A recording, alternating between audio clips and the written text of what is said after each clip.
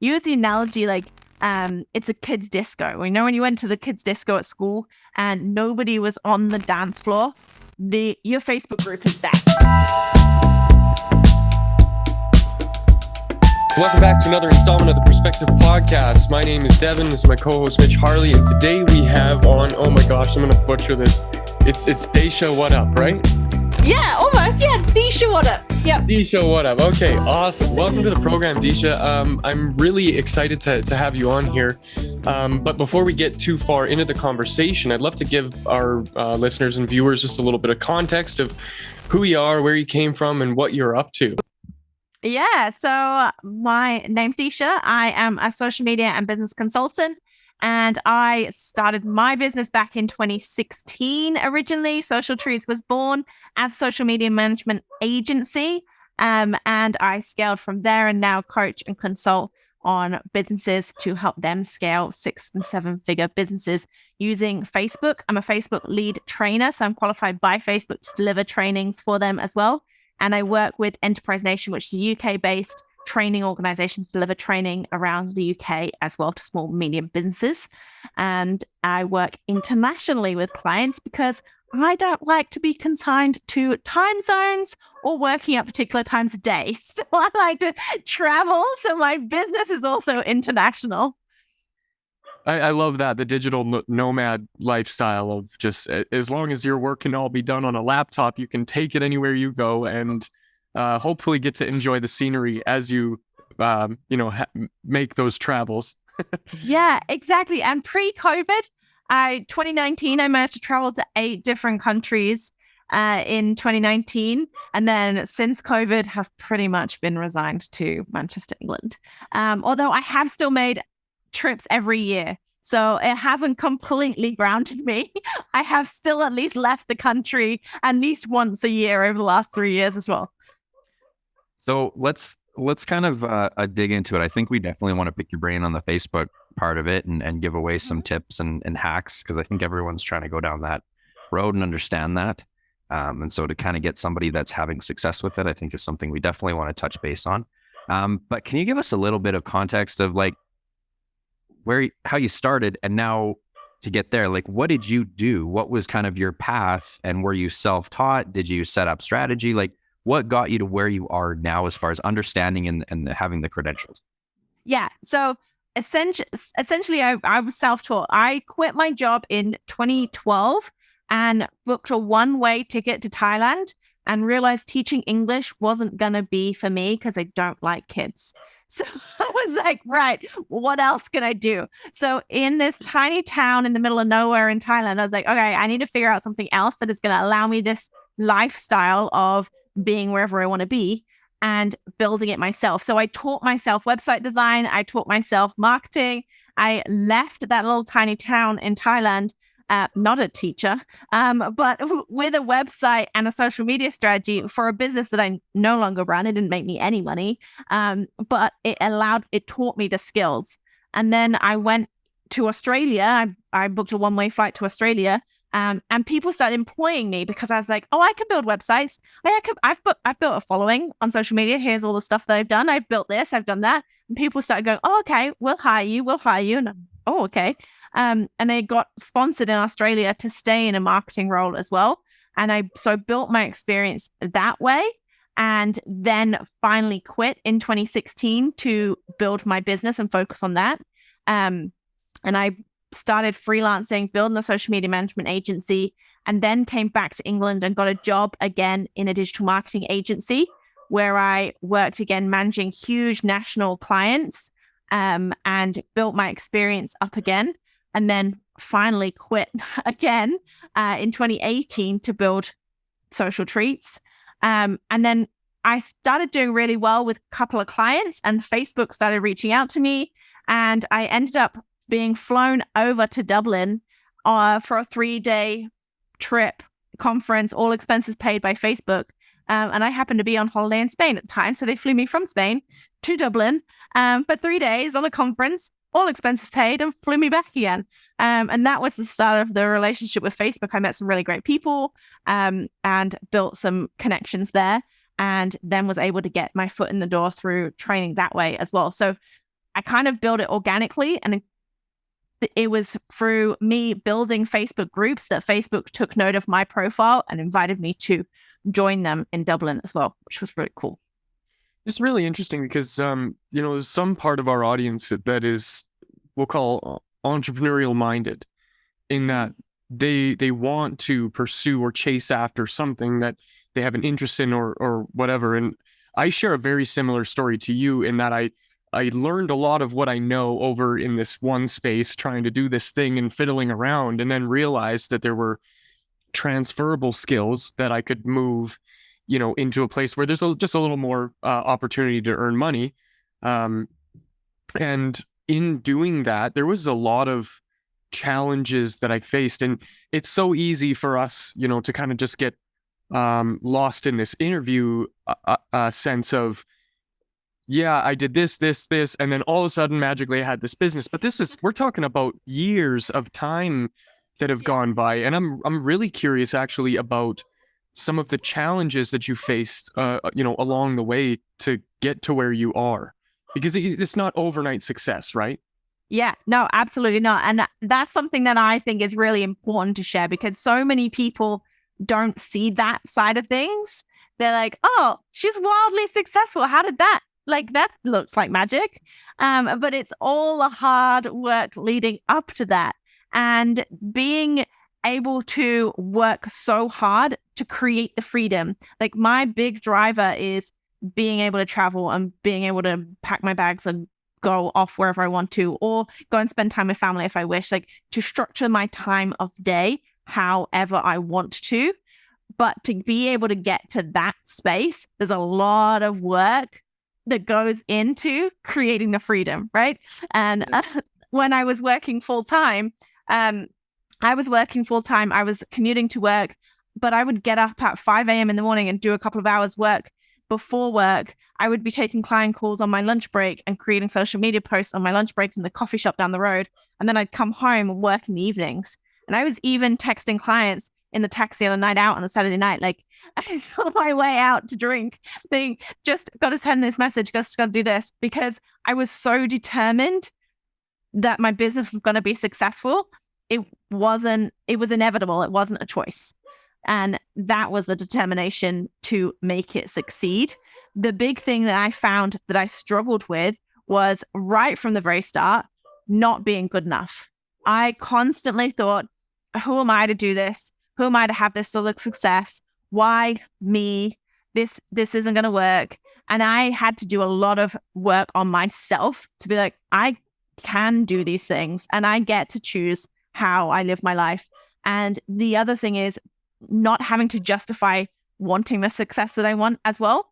As a single female, like, I want a huge house and I want a nice car, and I don't have to tell people why. I just want it. And that's okay, right? I'm allowed to have whatever I want because I want it. And that was a big thing for me when I started doing well in my business, was self-sabotaging, because I don't need to have those things. Society tells you don't need all of the nice things. You don't need to be able to jump on a plane whenever you want to and go to 8 countries in a year if you wish. You don't need those things, but I want them, and I can have them because I want to, and that's okay too. Let's dig into the social media now, because this is something that I think I'd say the majority of entrepreneurs realize there's importance to. Like, you can't run a successful marketing campaign without using social media. It's just a reality. But there's a ton of myths, there's a ton of scams, and there's a ton of people that make promises that they can't deliver on in the marketing world. Devin's got a marketing company, and I am really hard on him because I'm very, very skeptical of marketing companies, because so many of them are crap. Yeah. And that's just truth.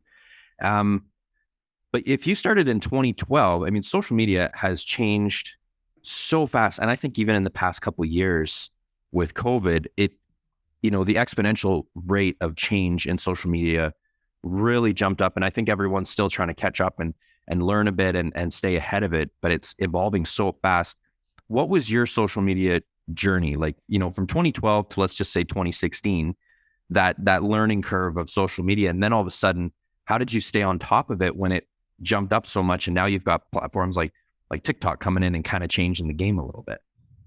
Yeah. So it's being in it all the time. The only way you stay on top of things is being part of it. Like every time Facebook makes a change, I am usually the first person to know, because and you guys in the States will get things way quicker than we will. And so my clients message me and go, this button's moved, where's it gone? I'm like, I don't know, because I don't have that version yet. Screen share with me what your version looks like and I'll figure out where it's gone. Because that is basically social media, right? They change things overnight, and even down to the tiniest bit of coding that, unless you're a coder or you're using software that overlays on Facebook, which I do, then you wouldn't even notice the difference to your visual eye. But they change the background code and it messes everything up, and suddenly what you thought was working isn't working anymore. And it's being in those profiles all the time and staying in them to know the difference. And I think that makes the difference between somebody who works in marketing and on these platforms all the time to somebody who is posting every now and again for their business, but isn't actively engaging in the profiles. And when things have changed massively over COVID, we saw Clubhouse come out in 2020, which was wildly successful for 2020, and I don't think anybody's talked about it since. It just died. But for a while there, everyone was like, this is going to be the next big thing. And when they realized nobody had 8 hours a day anymore to sit and listen to people chat rubbish, it declined rapidly. And that's the thing about social media platforms. They come and they go so quickly that it's figuring out your strategy for you and sticking to that, and then dabbling in those other things that come up just in case they become successful. Like I hosted a few Clubhouse rooms. I got bored of it very, very quickly. I created a TikTok. I got bored of that very quickly. I watch a few half-naked, good-looking men dance around occasionally. That's about it on TikTok. Those sorts of things I play with, I dabble with, I download them, and then I'm like, oh, that's another fad that's gonna blow over at some point. But the things that we learn from those social medias evolving do cross over platforms. So we've seen Instagram and Facebook, for example, create Reels and move to more short form platforms and short form content. We're seeing Instagram soon, and this might have started rolling out in the US now, but more Instagram will become a full screen experience rather than the square content that it has been to date. And that has come because of the success of platforms like TikTok.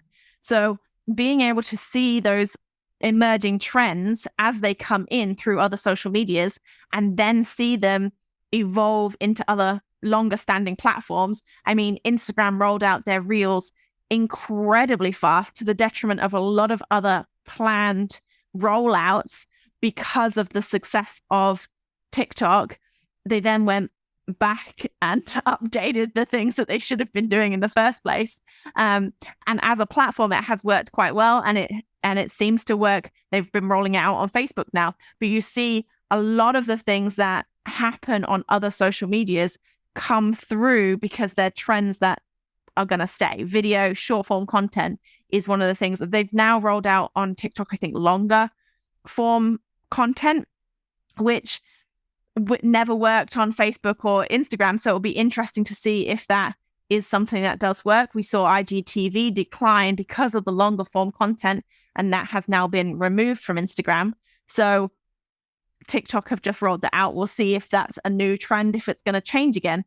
But you have to be aware of everything that's happening so you can roll with those punches and change things up. I mean, the reach on Reels right now is incredible on Instagram, for example. Will that stay tomorrow or next week or next month? Who knows? But it's matching those and looking at the algorithms and looking what's happening and then making the changes as they happen and changing your strategy day by day. One of the guys that we talk about a lot on the show is Gary Vaynerchuk. And just because he seems to be the religion when it comes to social media marketing, he's done an incredible job of being able to create content that people want to see, people want to engage with, people want to watch. And one of the things that he talks a lot about is how everybody is so busy being in the business of saying no to things Now, I've been around the internet since the internet was born. I literally grew up on the internet, and I still remember a time when they said the internet itself, the very thing that we are communicating with people right now, is just a fad. It will go away, and don't worry about it.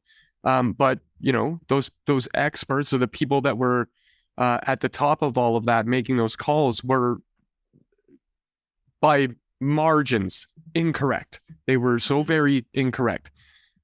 As new platforms are created and new ideas are birthed from these platforms and new ways of interacting with them happen, what it sounds like to me is that it's really important to, I guess, like in a sense of investing, to diversify the portfolio. Because there are some things that work. I think YouTube is here to stay for a very long time. It's changed our long form content consumption habits. But they are also trying out YouTube Shorts. And weirdly enough, I observe my child's behavior, and he loves the long form stuff, but occasionally he's just not feeling like, being stuck in this 15, 20-minute long video, and he wants to just watch those short little videos. So in terms of diversifying the portfolio, I get that you're like, Facebook is like the big one. But how do you separate that or split that up across the board in terms of just managing your efforts and your time to maximize the impact of for yourself, for your own business, but also for the clients that you represent? So I find it depends on the size and scale of your business. So Gary Vee is a perfect example of a huge organization that has multiple people working for it. So he can create a piece of content and have his team put that everywhere and chop it up and make it useful on all those different size of platforms. If you're a small business, you do not have those resources. Like, you just don't. And it's going to take you forever to chop up a piece of content and put it everywhere. And in the same way, I mean, you can repurpose a piece of content really easily and slap dash it and it'll be fine on those pieces of on different softwares. But is it going to be purpose built for that specific social media platform? Probably not, and therefore it won't do as well. So I say focus on 1, 2, 3 social media platforms that your ideal clients are hanging out on and that you enjoy. And that's the other thing, right? Because you don't want to be on a platform that you don't enjoy, because this sucks the life out of you and you won't create content for it. So focus on the platforms that you enjoy and that your ideal clients are on, and focus on creating good quality content on those platforms, rather than saying, oh, well, I've got to do a piece on here, and I've got to do a piece on Pinterest, and I've got to do a piece on YouTube, and I've got to do a piece on TikTok, because you can get carried away and then all of your content will be subpar, rather than just creating a few pieces of content that are gold. And then you go on. Sorry, there's something that you're kind of pointing at here, and I didn't want to skip over it. You say good content, and I guess beauty's in the eye of the beholder, but how would you define that for somebody who is new to this? Because I know that is always a challenging conversation to have with people, especially businesses that want to have, as I call them, straight for the kill ads. Yeah. Where it's just like, here's my product, put it in front of 1 million people and we're going to be rich. And it doesn't work like that anymore. It used to maybe in flyer form, or 100 years ago when the newspaper was still relevant. But so, yeah, could you go into that a little bit more about, like, how would you shape what good content is? Yeah, so I define good content as I create 5 different types of posts on when I'm talking about content. One of the pieces is value content. So it's teaching things, educating your audience, because not everybody is in the buying cycle of buying straight away. If we look at consumer interest and the way consumers consume and purchase, they go through a specific buying cycle where they might not be looking for your product. They might be looking for a solution. Then they come across you and they're aware of your product, your solution. They're investigating, maybe looking at a few options, and then they're ready to purchase. So only at that purchase stage is that advert going to be useful to them. If they're not aware of your product, if they're not aware of your solution, then they need educating on that. So creating content that is educating those people through those buying cycles to be able to get to them to the point of purchasing from you. And that value piece is the education around that, showing them that you're the expert and you know what you're talking about and that you are the person to buy. If it was Gary Vee, for example, Tony Robbins, a large name in the industry, and you saw a product and it was $97, I mean, I've bought Russell Brunson's $300 course, never opened it. Like, because I'm like, oh, that seems like a good deal. Here you go, have my money. And then you're like, wait a minute. Right?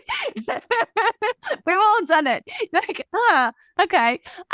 But that's the name associated to it, right? If that was Joe Blogs down the street selling a course for that money, you wouldn't have bought it because you don't know then. You haven't built that know, like, and trust factor with them. So the value content is a really, really important piece. The other thing that Gary Vee does really, really well is triggering content. Gary pisses people off.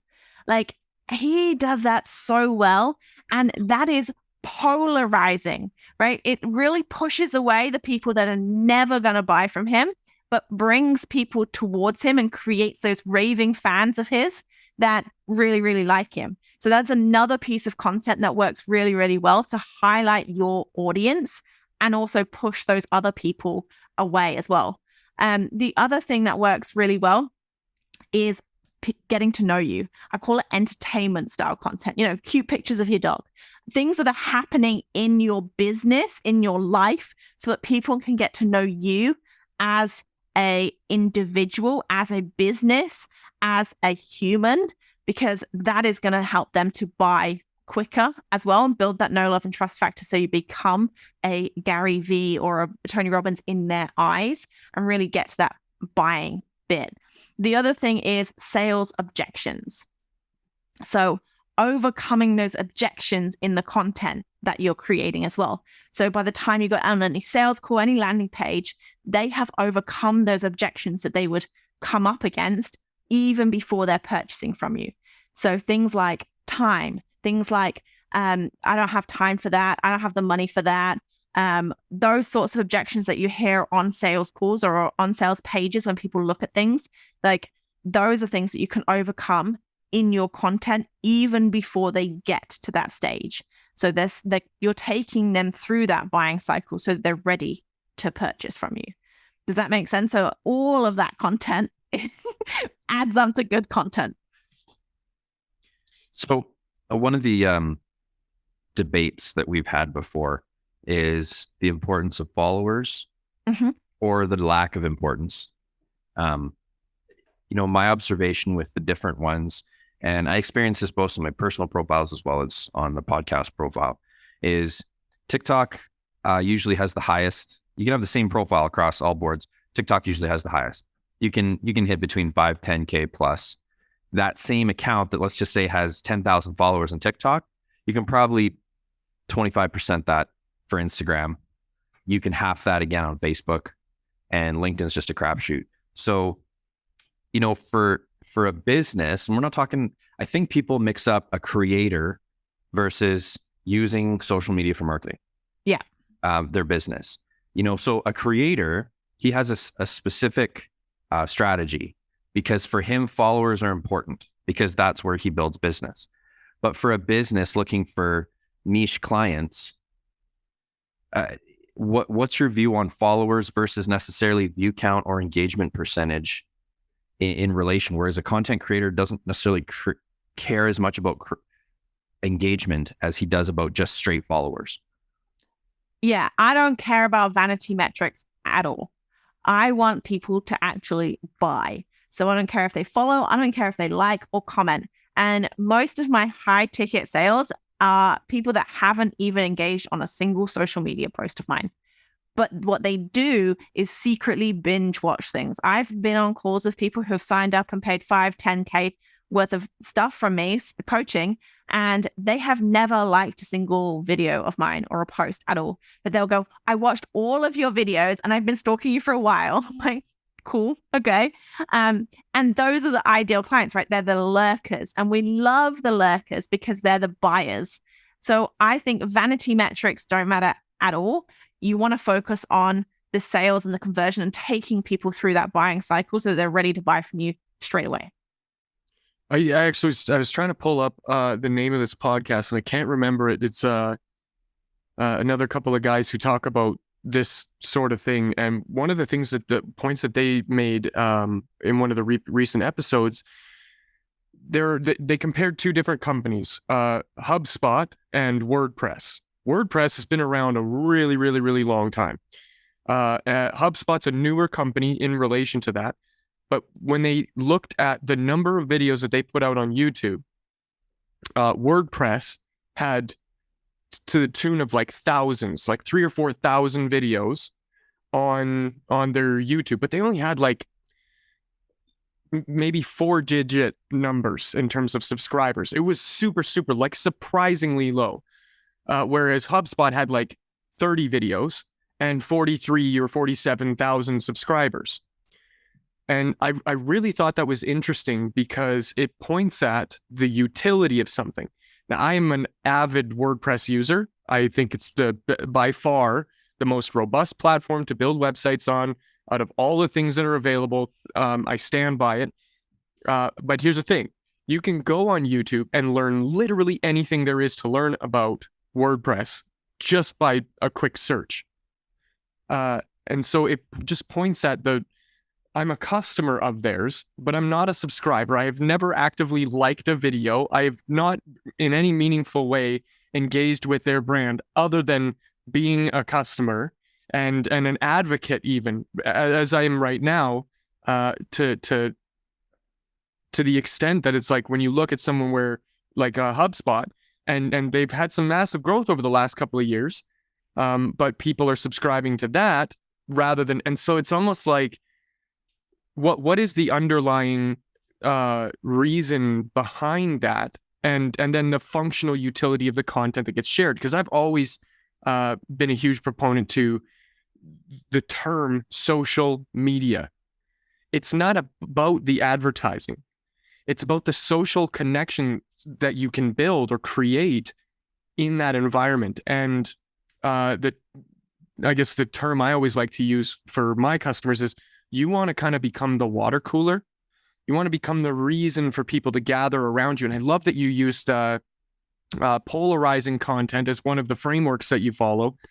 I would add in safe polarization, because there is a kind of a threshold that you can cross over some boundaries. But Russell Brunson talks about creating a cult-like following. And one of them is you being a fearless leader, or your brand, or your brand ambassador. And then there's a common enemy. There's a common enemy, and it's important to throw stones at the common enemy, as he put it.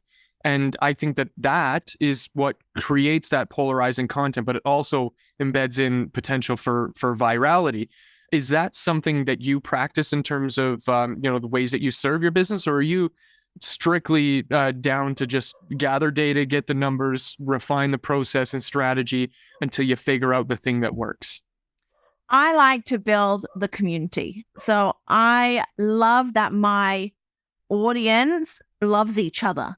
Like the people inside of my programs all communicate with each other. The people inside of my Facebook group all communicate with each other. They all buy from each other as well. And I love that creating this space where people can come in and ask questions, feel comfortable sharing and asking questions and asking for help, and then being able to get it from not only me, but other people in the community and other service providers as well, and buying from each other, because that is a real community, right? It's not just, I'm not standing on a pulpit preaching at you all and you all have to bow down and buy from me. I want you to all integrate and mingle, and I want you to buy from each other as well. Let's talk about Facebook for a minute, because I think up until a few weeks ago, I was very anti-Facebook for a few reasons. But I've been noticing some things. So what I started doing is, first of all, I'm going to ask this question. Why do you like Facebook? Why did you focus on Facebook over other platforms? Because Facebook's not all perfect. It's got some downsides. It's got some faults. Why did you focus there, and why did you kind of build your career in that direction as far as kind of your key component, first of all? For me, it was the community aspect. I loved building the group, which meant I wasn't the sole focus, but I was bringing together a community of people that had a common goal. For me, that was the main thing. and I could bring in experts and I could showcase other people. And it was building that space where you don't really have that on any other platform, and others have tried it. I mean, there's like Mighty Networks and some other network, and there was LinkedIn groups for a while. I don't know if they're still around. Nobody's in any. But those sorts of spaces, other people tried it and it wasn't their core focus, whereas it is a core focus of Facebook, is literally in their mission statement. So building the community aspect was the big driver for me. Okay, then let's talk about Facebook groups for a minute, because I think we've kind of jumped into it. I think in the past month, joined like 7 or 8 different groups. So I've seen a wide range of, and I've tried to be active. I try to be very on top of it, check them a lot, because they're very focused group for us. We want to be a part of those specific groups for what we have. We got an agenda, so does everybody else, so Yep. It's finding that common goal. And I think you're right on with that with the groups. However, one of the comments that I saw in a group, I thought was very thought-provoking, and it made me start observing other groups. And this lady commented, and she said, this group has, what'd she say, like 3,000 people in it. How are we helping each other? All I'm seeing is ads. Yeah. And so I made a comment to her, and I had a lot of positive feedback about it. And I said, because people don't know how to use groups. They come into a group, and maybe it's a group for small businesses. And they just come in and they post their ad and they say, here's my service. And then they walk away. And they're like, people in this group are going to buy from my service. And that's not what the group is intended for. The group is intended for support. What they should be doing is asking questions how other people are growing their business, to create the engagement, to create the network, to create the relationship, and then possibly create either referrals, recommendations, or clients. But the Facebook group needs to start with people trying to engage with each other rather than trying to sell to each other. And I'm seeing some missed connections there in these Facebook groups, especially business related. But even the podcast, we're part of, I think, 5 different podcast pages. I have yet, there is only one, and I'm going to give him a shout out, that I have seen any value from. And it's Need a Guest. And it's where I reached out to you, because it's the only one where there's cross engagement. All the others, it's either spam marketers or it's people asking really, let's just call them rookie questions that really are unnecessary for that group. They're not directionally, they're not niched questions. It's almost like they don't know what to ask, but they feel like they need to ask something. What are you finding with Facebook groups that are effective, that are not effective, what to stay away from? Like, what's some advice you can give some listeners when it comes to Facebook groups? Yeah. So the content that I just shared, triggering content, value content, sales objections, all of that stuff for me goes into other people's groups as well. So I am not just selling in other people's groups, but I'm providing value. I'm overcoming objections. I'm triggering people. I am making sure that they know who I am. And that is literally the only way I built my agency when I was working full time, because I couldn't publicly advertise my business because I was still in a full-time job. So I used other people's communities to leverage that. And the way that I built that was I became the one person that everybody recommended to go to if you needed social media management. I worked specifically with wellness entrepreneurs then as well. So I became the person that people referred to. And I even got referrals from people I had no idea who they were, because they'd seen my content over and over and over again in these spaces, not just selling, but providing value. And they knew that I knew what I was talking about, that I was the industry leading social media manager for wellness entrepreneurs, because I kept talking about it all the live long day in all of these spaces, that they needed to connect with me. So they were referring people to me and I didn't even know them, which was great, right? But that comes from me providing so much value into the groups without even selling. So these are groups that you can't even promote in at all, but you are just showcasing your knowledge so that people want to buy from you. That's really powerful. The value first approach to everything, especially in a group. I've found there's a lot of people that need help, don't know where to go, and they find themselves in these groups, and they're met with a lot of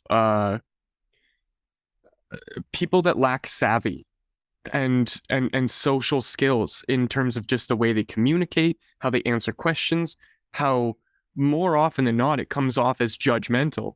A personal experience of mine was in my early stages of starting a marketing agency. I had difficulty refining my message and getting really, really clear on who it was that I was out to help. And in a couple of groups, I posed the question, like, I'm struggling with getting my marketing right, and I'd like some people to just kind of take a look at my messaging to see if it was, where am I missing? Maybe I'm just too close to the painting to see the masterpiece here. Only to be met with comments like, oh, look, the marketing guy can't do marketing.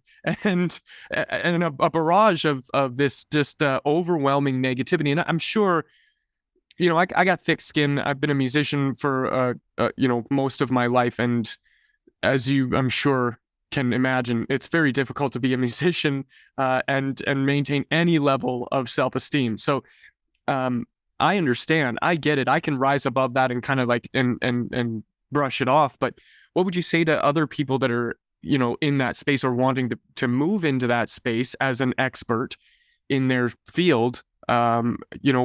What advice do you have to them in terms of just like how they're communicating in these groups? Yeah, you will. As the bigger you get, the more hate you're going to get, right? Like the big players in the industry are not getting hate, and they're all just dealing with it. And you kind of have to get that little bit of a thick skin if you kind of become a person of influence, a person that has a following, because that is going to be inevitable. The thing that I found is embracing it. So like I had somebody comment on a post of mine in a group, being like, I've seen this post in loads of other groups. And I was like, oh, good, I'm glad you finally engaged on it then. Because I was like, you know what? Just own it. Yeah, I post in a lot of groups because that's my strategy. But at least this post you read and commented. So thanks for improving the algorithms and getting this in front of more people. So you kind of just have to twist it back and change the narrative for yourself and learn the way that you could deal with it instead of perceiving how other people would perceive you should deal with it. Yeah, nobody's perfect, right? We're all out here, I think, or I would like to think, on the same mission, which is to serve others with our talents and build relationships that are long-term and meaningful, like having a customer one time versus having a customer for a few years.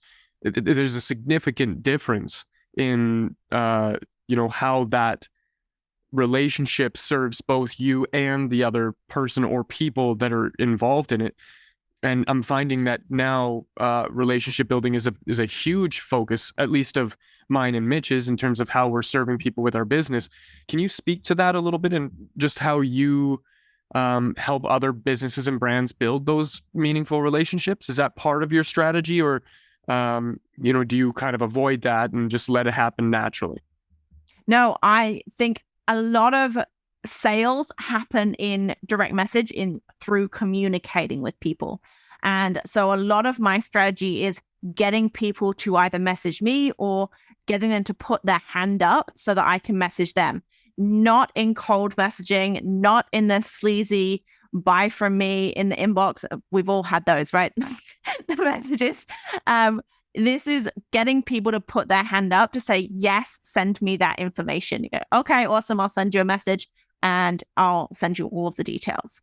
So getting people through your content to put their hand up and say, yes, I want what you're offering, send me a message, or getting them to message you directly. And that comes through the call to actions that you have on your posts and being able to create those in a way that people want what you're offering, rather than just preaching to them, getting them to say, yes, I want that more information. I want that training on that thing. Send me a message, help me.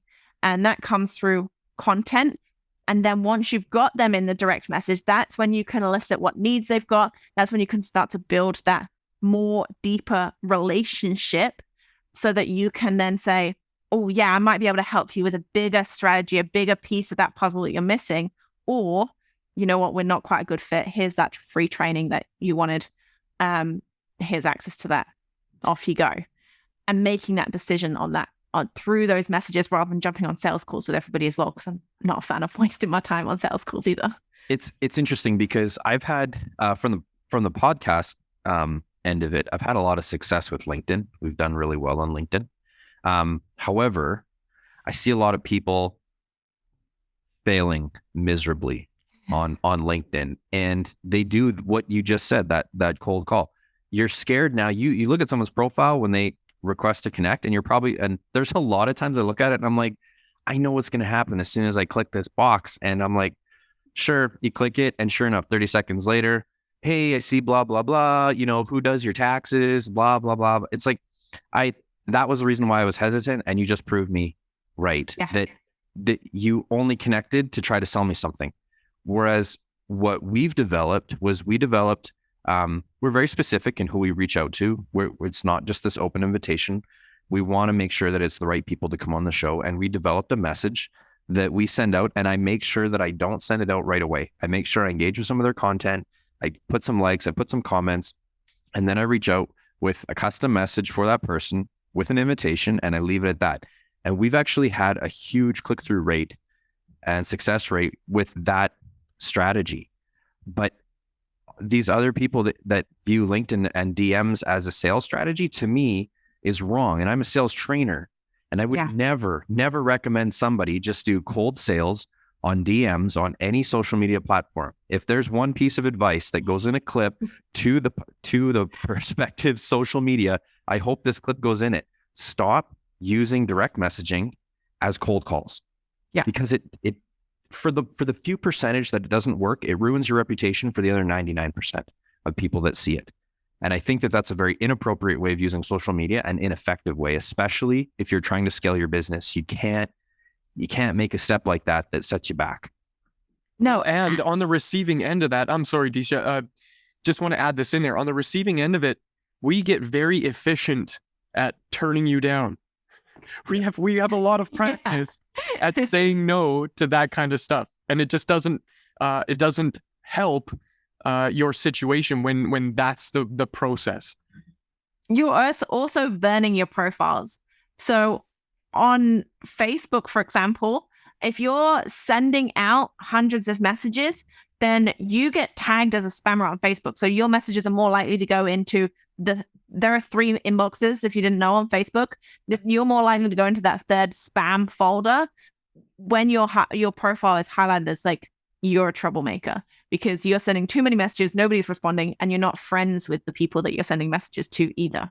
So it really messes up with your algorithms, because then they're like, oh, she's a spammer. Your posts get reduced reach, and it just messes with everything. So being friends with people and being specific with who you're sending messages to and the reason you're reaching out as well makes all the difference, rather than just cold spamming people. Well, and doing a little bit of research, I think. And here's the thing, is like, nobody wants to put in the time. Yeah. I can't tell you how many messages I get, and it says right in my profile that I'm a marketing strategist and consultant and have an agency. And I get probably at least 3 to 5 messages a week from other marketing agencies being like, hey, do you need marketing? And I'm like, did you read my profile? Like, you completely missed the mark here. I am definitely not in the demographic of people that you should be soliciting business from. And it's really, really frustrating. And I understand the need for making those connections and reaching out to people and building those things, but I don't subscribe to the idea of this just going wide, playing the numbers game. The amount of time it takes a week or two of, first of all, doing the research, make sure this connection is a good fit. Second of all, okay, let me engage with that person, throw a comment on one of their posts, and just really work to create organic conversations. And then it's like, hey, you know what? You'd be a great fit to have on our podcast. I'd love to dig into your world and see what's in it. And then from there, there's a relationship that's built. Later on, oh, I saw you were doing this thing, and I actually got a better way to do that. Maybe I can help you with that. But it's long. It's like 3, 6, 9 months of time that goes by. And so, yeah, you should be filling that pipeline up a lot. But I think, anyways, you should be doing it a lot more intentionally rather than just throwing the blanket out there. And comes back to the same marketing strategy that we just dissected earlier, which is you can't just throw an ad out there and hope that people are just going to magically love you enough to buy the thing that you're selling. You have to build those relationships with them. And I think it just needs to be a lot more intentional in this day and age of social media. When would you make a Facebook group?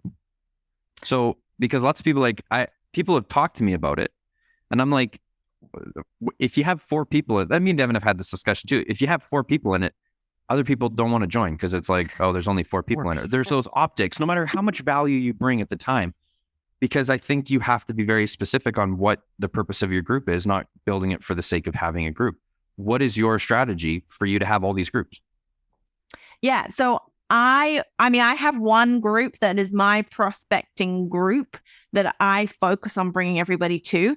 And I tell my clients not to start a Facebook group until you've got enough clients that you're not worrying about the next income goal. Like if you're at a point in your business where you've got clients and you're steady, absolutely start a Facebook group if your clients have a common goal. So if they're all striving to do something. So for example, my Facebook group is scaling from 4-figure months to 5-figure months and beyond, because everybody in there is targeted at going to that level. So that, okay, that group is for me. Everybody is in the same space. It's got a common goal. And it is really easy to build a Facebook group with targeted people if you are conscious about it. So the way that I build a Facebook group is I do a big launch. I just relaunched my group over the last couple of months and added an additional 500 people to it, with just being really conscious about what I'm doing and how I'm doing it, and running trainings in the group so that people are like, this group is amazing. You're going live all the time. The algorithms are pushing it out. And once you get that buzz and that energy in the group, Facebook starts pushing it out for you. And that's awesome. There is even a toggle on your Facebook group to say, yeah, push my Facebook group out. So Facebook put it in the groups you should join section as well. And once you've got your Facebook group to that point, then it starts growing organically, nicely. But to start with, you need to be the person on the dance floor.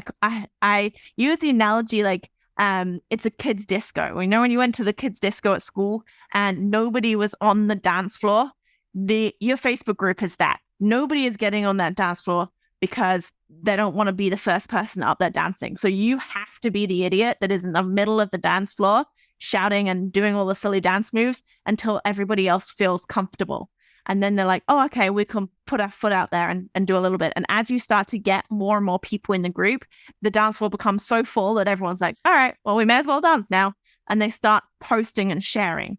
But you have to be the person that is leading that march to start with. So when people start Facebook groups and they're like, nobody's joining, I'm like, when was the last time you posted? How often are you posting? How often are you going live? Like, oh, I'm sharing like 2 posts a week. Right. Well, nobody's going to show up to that, are they? Because no, it's a mirror. Nobody is showing up to somebody posting twice a week in their Facebook group. They need you to be active out there, sharing loads of content.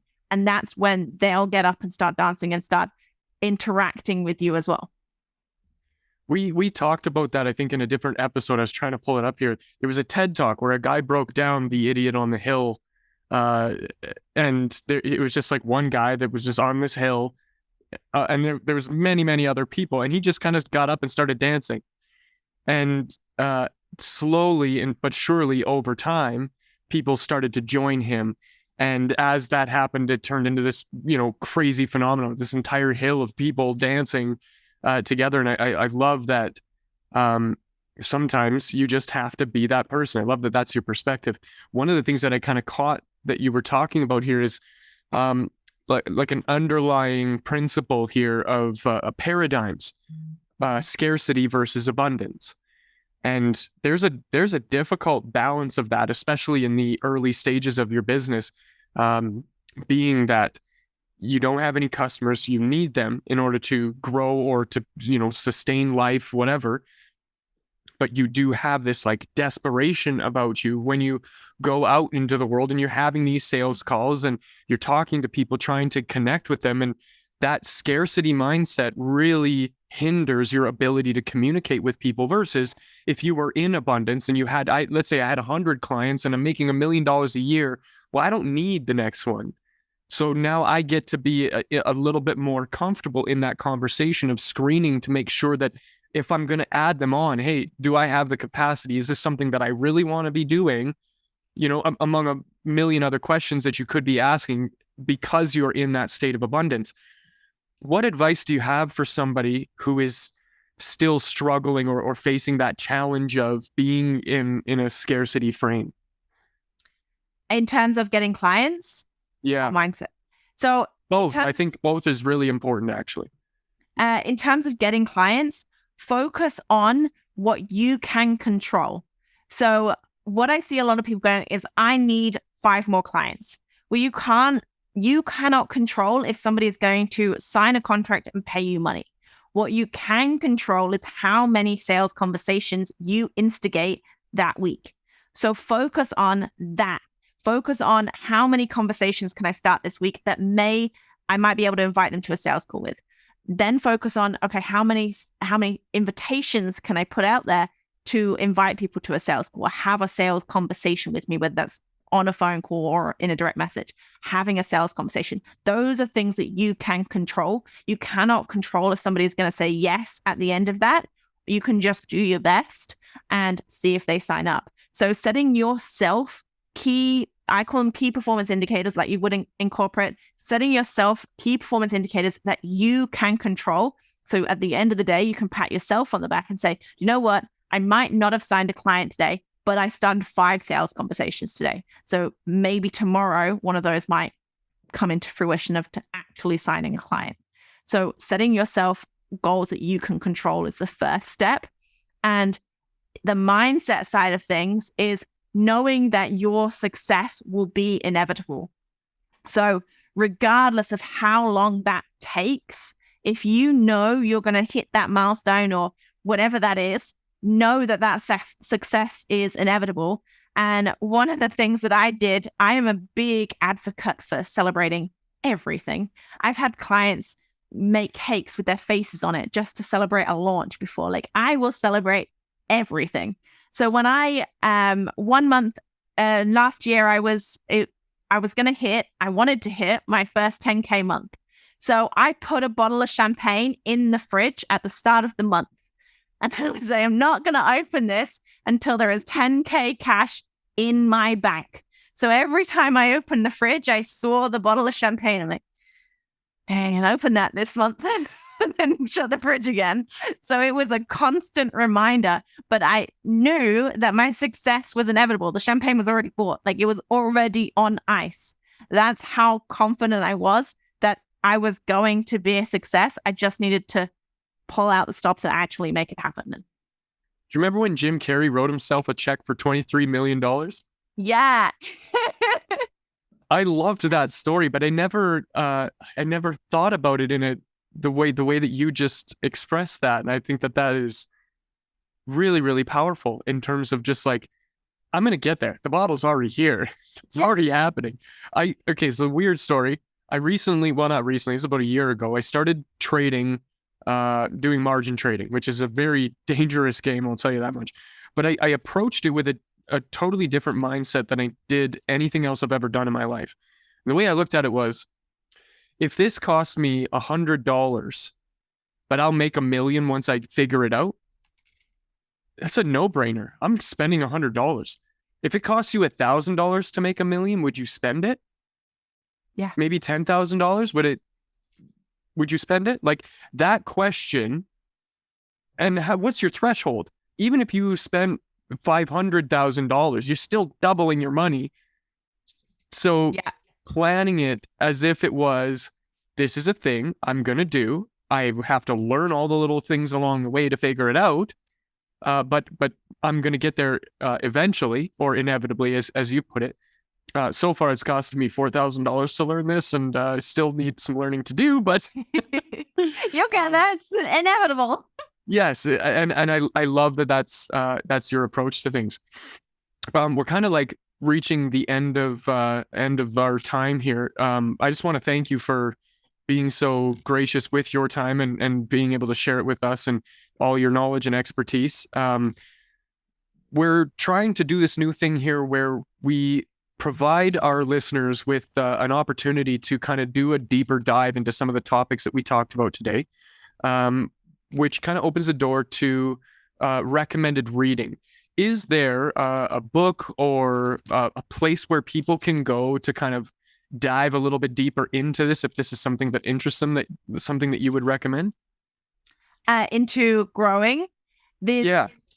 There is the book called The Conversion Code, which is a book I wouldn't recommend if you're on holiday, because I tried that. And everything in it is so simple to implement that I was literally lying by a pool on a Greek island. And I was like, well, I may as well just get up and do that now. So off I tried to get my laptop out. My friend who I was holidaying with was like, stop reading that damn book. Because you relax. Okay. So the Conversion Code, it's got some amazing tips. Everything from converting sales calls to emails to social media posts. It's brilliant. Absolutely recommend that book. I think that I just Googled it the other day and they brought out a newer version as well, which is going to go on my reading list too, just to see if anything's changed. Always that's a new one for me, so I'm definitely going to have to pick up a copy of that myself. Yeah. If people want to get to know you, or maybe even join some of your Facebook groups, where's the best place for them to find you?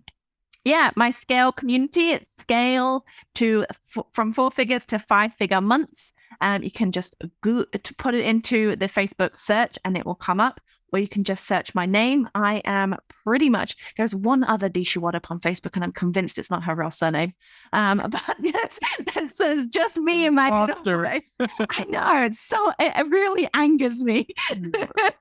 It's such a unique name. I should be the only one. But yeah, you can find me on Facebook. Just search Deasha Waddap and I'll come up as well. Wonderful. Well, thank you so much for being on the show with us. And to any of the listeners, if this helped you in some way, make sure you help us out a little bit by maybe reviewing it on the platform where you're listening to, or giving us a like if you're on Facebook, Instagram, YouTube, anywhere else. And if you need us, you can reach us at theperspectivepodcast.ca. But for now, that's it for this episode, and we will see you in the next one.